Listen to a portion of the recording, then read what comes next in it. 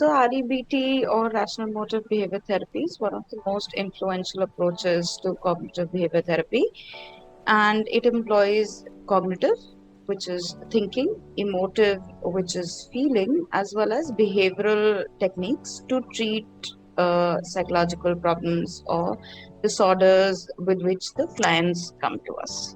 Right. So when it comes to premise of REBT specifically, is not the it basically says that it is not the events that take place in our lives that upset us, but it is the belief that we hold about those events that make us feel depressed, anxious, enraged, and or any other feeling.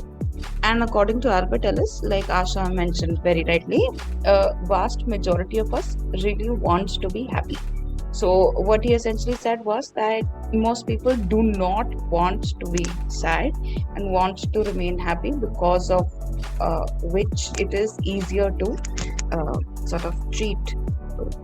So does anybody have any idea about how REBT came about, or why it was?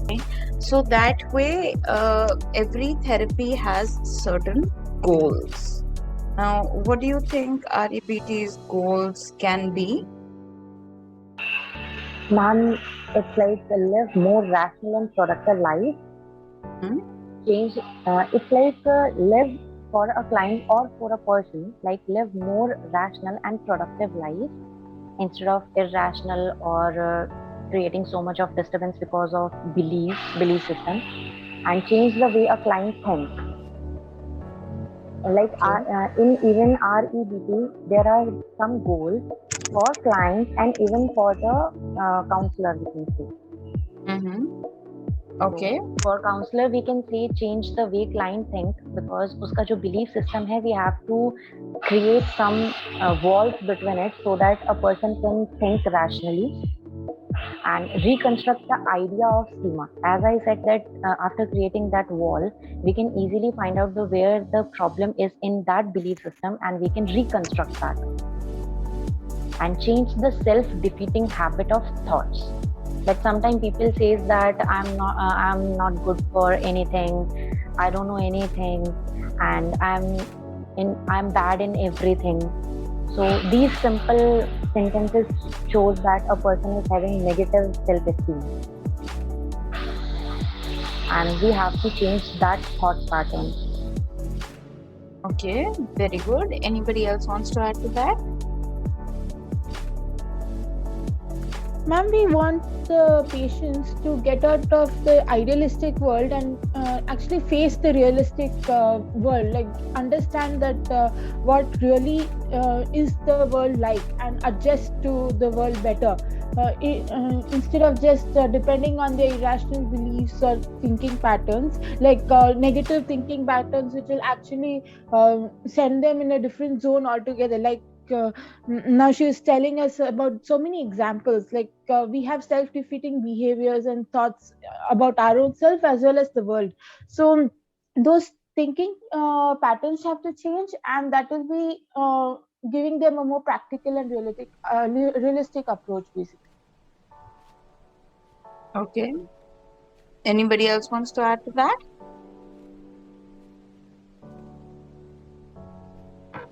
Ma'am, I have joined little late, so can you tell me what was the question? Right. So, what do you think are the therapeutic goals for rational and motor behavior? That's the question. Okay.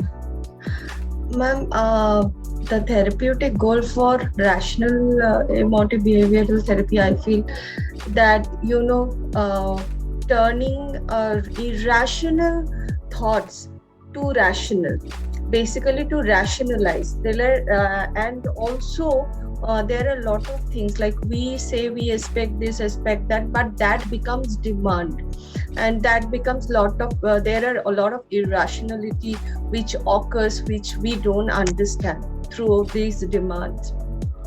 So turning all that into a rational behavior, where you neutralize, or you can manage your emotions, that is the goal of REBT.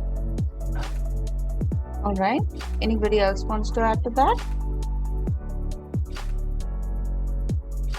All right. Okay. Let's go ahead and see what the actual goals are.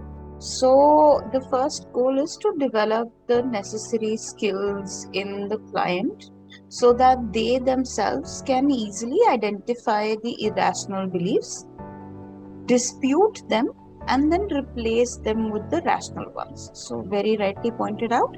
So, REBT essentially aims at helping the clients understand that their own beliefs are the irrational ones.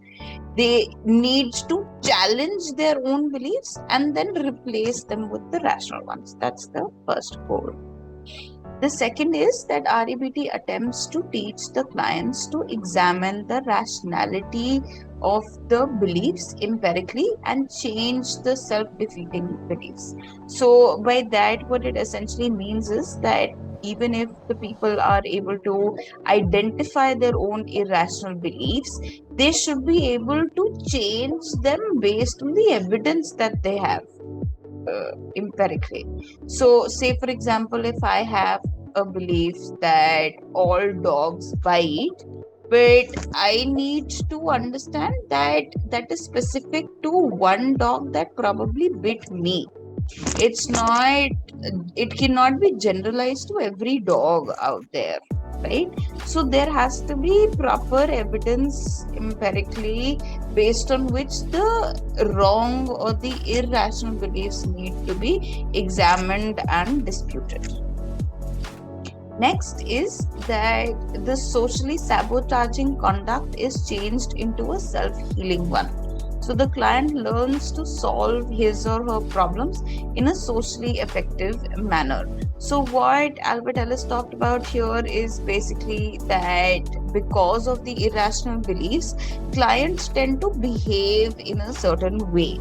Now that behavior can be socially very, very maladaptive.